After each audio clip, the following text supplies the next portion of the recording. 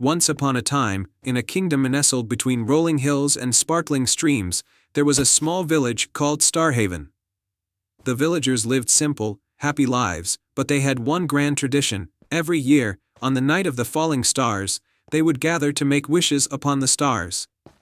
This tradition was said to be blessed by the star of serendipity, a magical star that granted the purest wishes made with sincere hearts.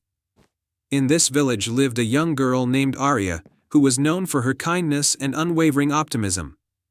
Arya loved the night of the falling stars, as it was a time when the sky would light up with brilliant streaks of light and wishes seemed to hold the power to shape dreams into reality. But this year was different. Arya's beloved grandmother, who had always been the village storyteller, was gravely ill and needed a special remedy only found in the fabled Celestial Grove, a place said to be guarded by magical creatures and hidden deep within the enchanted forest. With a heart full of determination, Arya set out to find the Celestial Grove and bring back the remedy that could save her grandmother. She left Starhaven under the glow of the setting sun, armed only with her courage and a small, silver locket that her grandmother had given her, a locket that shimmered faintly with a mysterious light. As Arya ventured into the enchanted forest, she encountered her first challenge. The forest was alive with whispers and shadows. She came upon a winding path guarded by a grumpy old troll who was notorious for blocking the way of travelers. "Only those who solve my riddle may pass," the troll grumbled, crossing his arms. "Answer correctly, and you may continue. Fail, and you must turn back." The troll then recited his riddle: "I can be cracked, made, told, and played. What am I?" Arya thought carefully and then replied with a smile, "A joke." The troll's eyes widened in surprise, and he stepped aside, allowing Arya to continue on her journey. Deeper into the forest, Arya came across a serene glade where a gentle fairy named Lyra danced among the flowers. Lyra was known for her ability to bestow blessings, but she would only help those who proved their pure intentions.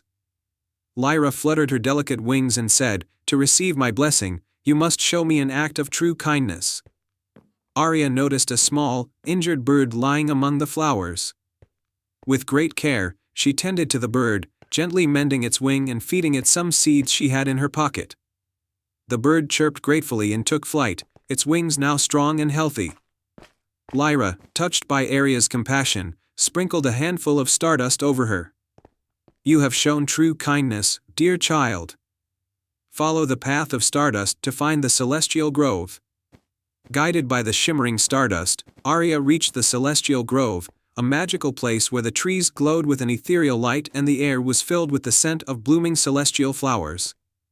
In the center of the grove stood a crystal-clear spring, its waters glowing with a soft, soothing light.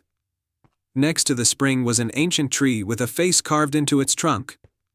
The tree spoke in a deep, melodic voice, "To obtain the remedy, you must offer something of great value." Arya looked at the locket her grandmother had given her.